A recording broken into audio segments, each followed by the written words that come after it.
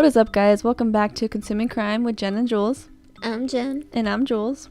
So, this week's episode, I'm going to just say it's going to make me, along with probably a lot of you guys, extremely uncomfortable. I decided to spare a couple details from the documentary, but if you guys want to watch it, my source for today is Women Behind Bars, Season 1, Episode 1. Oh, shit. The first half of the episode, because they do 2 stories each episode. Before we get started, though, make sure you give us 5 stars wherever you're listening. Remember, we are on Spotify, Apple Podcasts, YouTube, just audio for now, and we're still waiting on Pandora. I know. They're taking forever, guys, but bear with us. I know. It said 4 to 6 weeks, but the day we're recording this is 2/27. You guys probably won't hear it till 3/26. Sounds about right. Yeah. Any announcements, Jen? How's your day? How's the baby? The baby's good. He's the size of an avocado. He's an avocado? He's a whole ass avocado. I love avocados. Last week he was a pear. I love pears. I'm like, damn, this is getting good. His name's Jonah, by the way. She came up with a name. I was like, what? A normal name. It's not like a weird name. It's common, but not as common as a lot of other names. So I'm like, I kind of like it. Love Homie Jojo. Yeah. Actually, I really like it. It's funny because like I get a lot of mixed reviews. I'm like, why? So people are like, oh, that's cool. All right, guys. Without further ado, let's get into it. It's funny for this one. So just so you guys understand my process, I watch a documentary, I take notes, and then once I'm finished with my notes, I type it up in my own words. So for this one, I typed it up in my own words and I put in bold like notes that I made because I just couldn't hold it in. I was just so angry while I was typing it. So let's get started. In 1972, a woman by the name of Stacey Lannert was born to Tom and Deborah Lannert in St. Louis, Missouri. Is it St. Louis or St. Louis? St. Louis. St. Louis. Immediately off the bat, Stacy was a daddy's girl. She looked up to him growing up. He could do no wrong.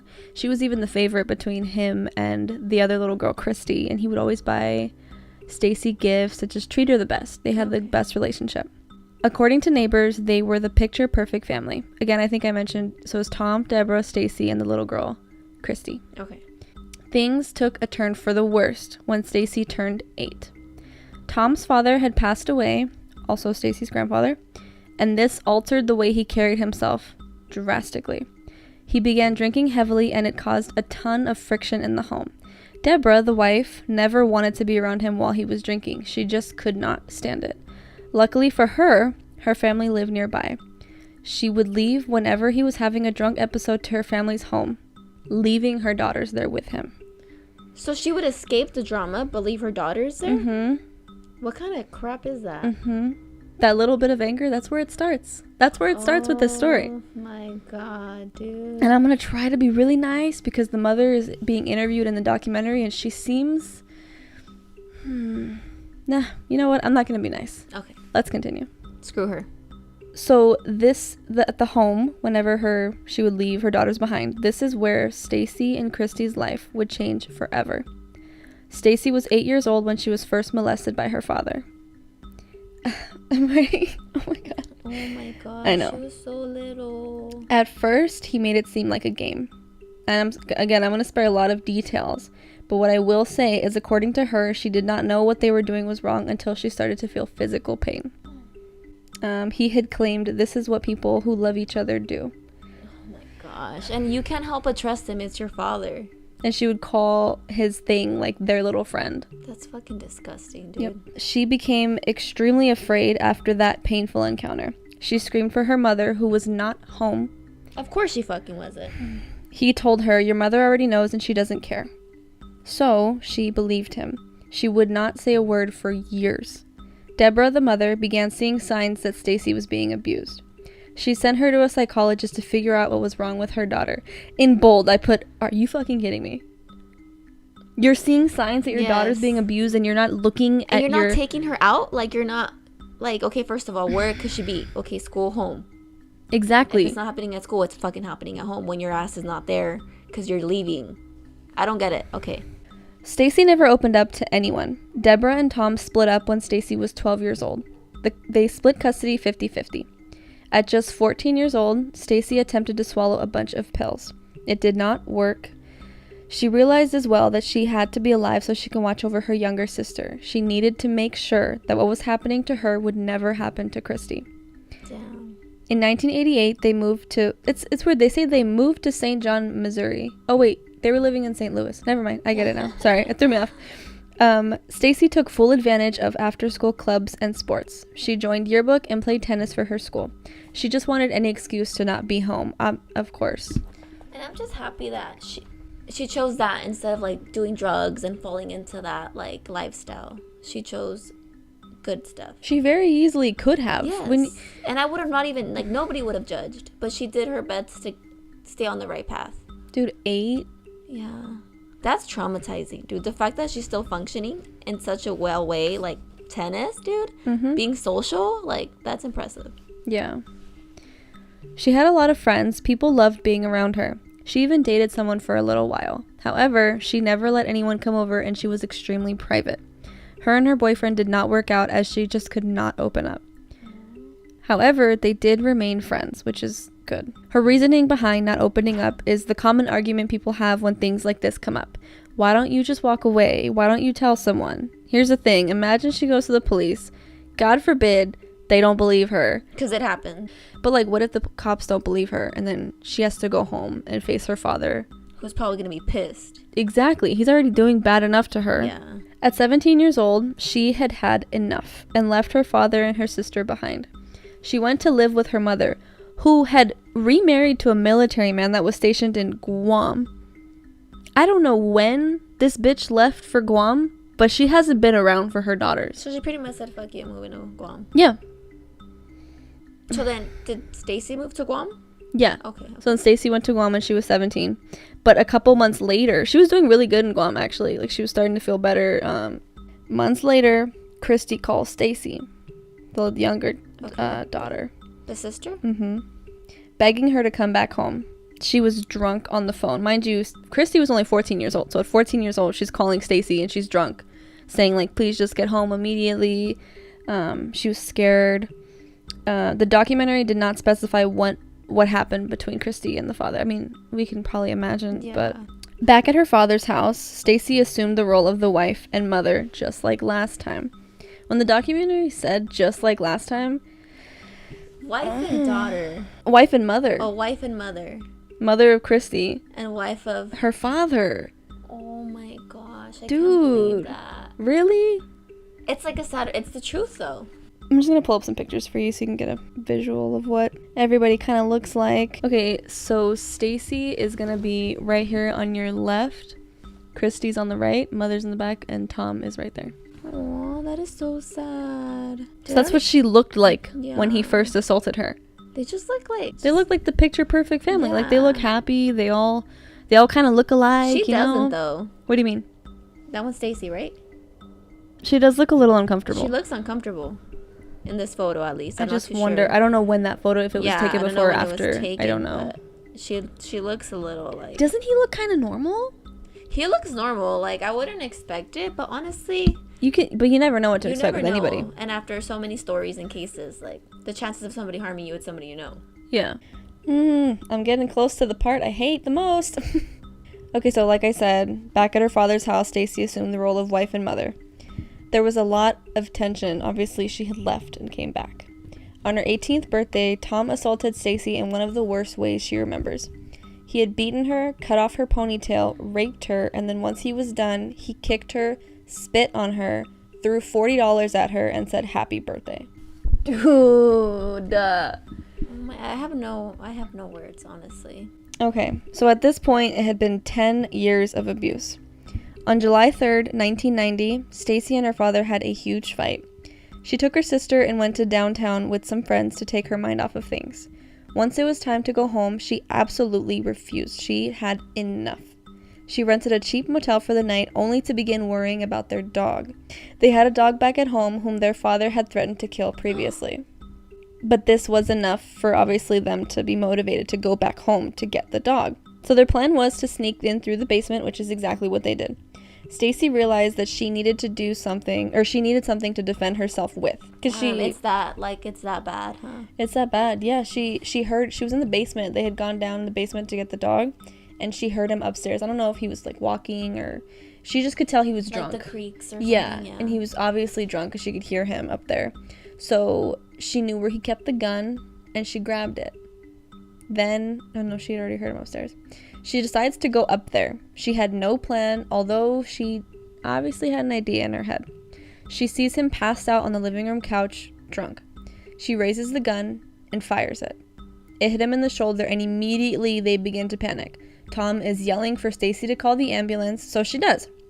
Or she goes to call the ambulance. She grabs the phone with every intention to call them. And then Tom starts calling both of the girls whore, sluts, just like talking mad crap to them, drunk. And mind you, Stacy still has the gun. And, you know, I'm sure in her mind, she had been so manipulated by this man that when her father's telling her, no, like, I need you to help and save me, she wanted to. But then as soon as he started showing who he really, really was, she's like, nah, this has to stop, like, now. Really quick, you guys, I interrupt this program to introduce you to today's sponsor. It is Consuming Crime's very first sponsor, and that is Audible.com, which is an Amazon-owned company. They are the leading provider of spoken word entertainment and audiobooks, ranging from bestsellers to celebrity memoirs, news, and self-development. Every month, you get 1 free credit, and with our code, Consuming Crime, you can get 1 month free and 1 free audio book. I actually use Audible myself. I don't really have time to sit down and read a book. I'm constantly moving around and, you know, doing school, work, the podcast, things like that. Right now, I am currently reading a book written by Don Miguel Ruiz Jr.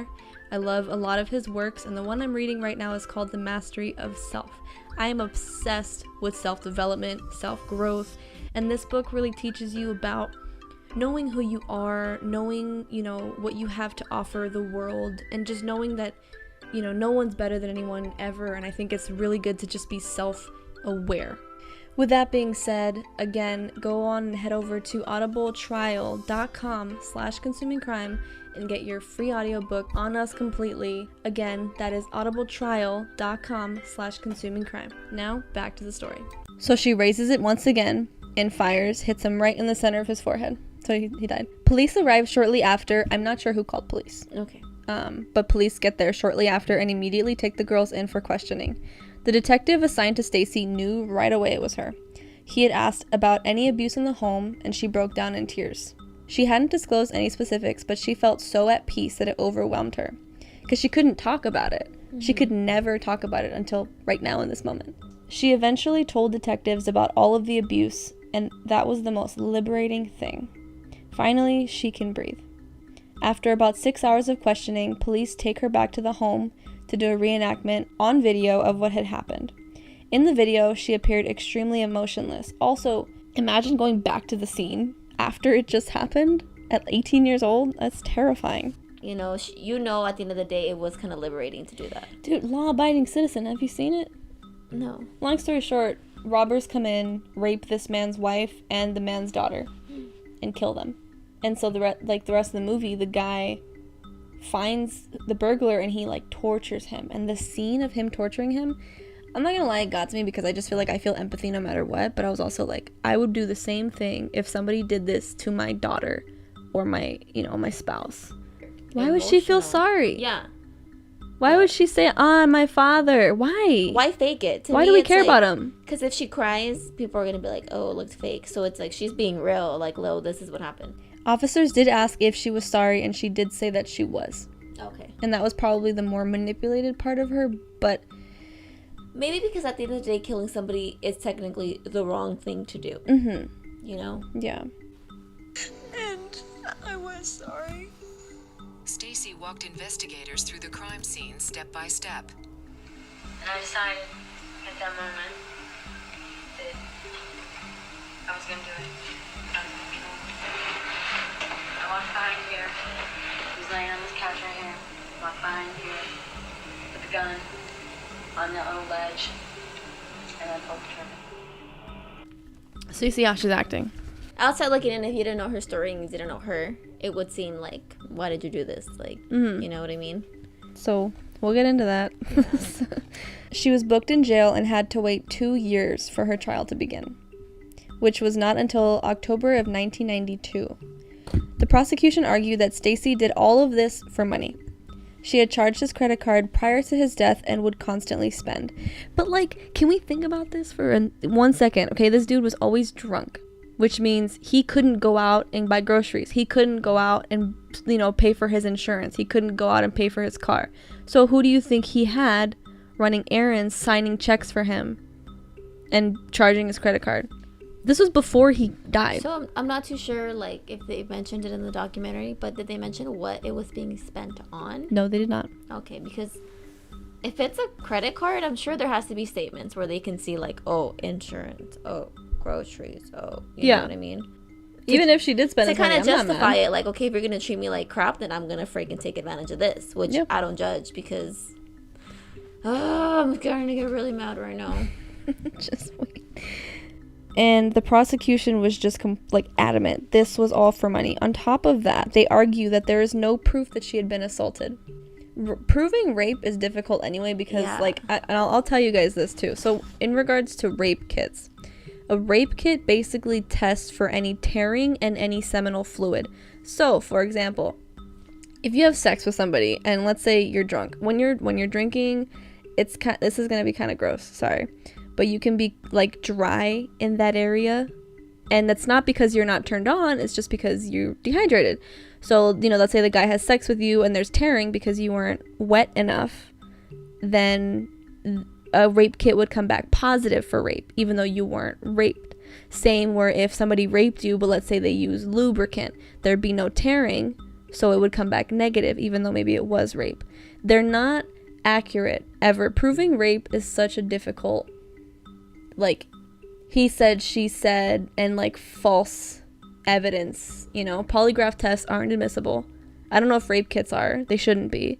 But there's also no proof that she was like using him for his money either, just because she spent his money. Exactly. I was gonna say that. I'm like, is he worth millions if he dies? Yeah. Or what is she gonna be left with? Like a couple shirts she bought at the mall. She had no time to even spend money after he died either, because she went to jail right after. The prosecution wanted to prove that she was a cold-blooded killer, so they show the jury the reenactment video. The same video where she had no emotions. One of the jurors later on in an interview was shocked that somebody could care so little about their dead father. I don't even have words. I just want to like chuckle. Like, excuse me? Of course she didn't care. It's not even that she didn't care. It's that she was numb. I think she cared. I think she was just numb. Like, it happened so fast. I put in bold, Susan, you do not know what it's like. Shut your damn mouth. I don't even know if her name is Susan. She looks sounds like a Susan or a Karen. The defense is with me, of course, saying that she had only shut down emotionally. That was all it was. The jurors stepped out for a quick recess, and at that moment, Stacy lost it, and she became hysterical in the court. By the time jurors walked back in, she was collected again. So they never saw her break down. And I know this is really bad for the defense because they want the jurors to see that she's vulnerable, but at the same time, dude, when you are taught to bottle up your emotions at 8 years old, you can't open up. And then even if she cried, people are just gonna be like, you're acting. Exactly. People are never gonna be satisfied. So I feel like just be genuine. Once there's an idea in somebody's head, it is really hard to get it out. Yeah, exactly. Psychologists say that when a person is put in a traumatic situation, they mentally take themselves out of it. They're physically present, but not emotionally, similar to an out-of-body experience. One witness came forward for the prosecution and testified that Stacy had talked about hiring a hitman. He said a friend of hers that used to babysit, she said that he knows someone that would do it, whose name is Artie. This is so hearsay, it's not even funny. When you say he said that she said, or she said that he said, that's hearsay. Like, I don't know why that wasn't called. Oh my god. Detectives did find out about this person, and the testimony was accurate. She did try to get a hitman. Which, again, so what? But, again, this isn't to justify murder. However, what at least, self-defense. So the defense was trying to argue self-defense, but the judge made sure to tell the jury, just FYI, this cannot be classified as self-defense because he was not attacking her in the moment. That's what the judge advised the jury. There's no proof that she wanted money, but now the prosecution doesn't need to prove the money because they have premeditation. The jurors did not like the fact that she shot Tom twice. This showed them that she was cold. Are you? Yeah. It's a tough it's situation very tough. because when you're abused for that many years, you get taught to stand up for yourself. By who? Your parents. Your parents are the ones that teach you. When someone says something, say something back. When someone hits you, hit them back. What do you do when your father's abusing you and he would rape her 2 up to 3 times a week for 10 years and the mother is just in Guam? That's disgusting. Where do you learn how to love yourself? Anyway, the verdict comes in. Stacey Lannert is found guilty in the first degree, sentenced to life in prison without the possibility of parole. I do have good news, and I would not have found this out if I didn't research outside of the documentary, so thanks for not being updated. I know I had you have to always kind of look, Yeah. So the episode was probably filmed in early 2009. It's kind of like an older show. Yeah, and then aired in 2010. So in the status of according to the documentary, and the status was her clemency. In clemency, it sounds similar to an appeal, but it's more on the basis of mercy, basically being released. But after doing outside research in 2009, again, this was before they aired it, but after they had filmed it, the governor actually signed off, and at 36 years old, Stacey Lannert became a free woman. Oh my god, yes. So how much time does she end up doing? Almost 20. It's just tough. Like, I don't want to say I can't blame. At the end of the day, it is here, like, it's her story. You know what I mean? I wonder what happened to her mom. Like, why do we even care? And then the prosecution, where I printed out an article. This is like, no. This is I think this was the prosecutor, McCullough, said that he was not Ozzie Nelson. No, he was a bad father. He was a bad parent, and he was a bad drunk. But there is no evidence that he was sexually abusing. You know, you can be a rotten son of a bitch and still not be a rapist. Lannert is lying through her teeth. That's wild. But anyway, that was today's case, guys. I got through it. I survived, even though rape is like probably the most uncomfortable thing to talk about. It is. It's very... But it has to be talked about because it happens. We can't just avoid all of them. Yeah. But I'm just happy she's free, even though it took her 20 years to get out of there. What a horrible life. But you know life. what? Like, I think about it, and they could have just not let her out. That's true. Anyway, guys, that was today's case. My source, again, was Women Behind Bars on Netflix, Season 1, Episode 1, the first half. Other than that, make sure you give us 5 stars wherever you're listening, and I'll see y'all... Wait. Thank you for consuming crime with us. Yes, that one. Bye, guys. Toodles.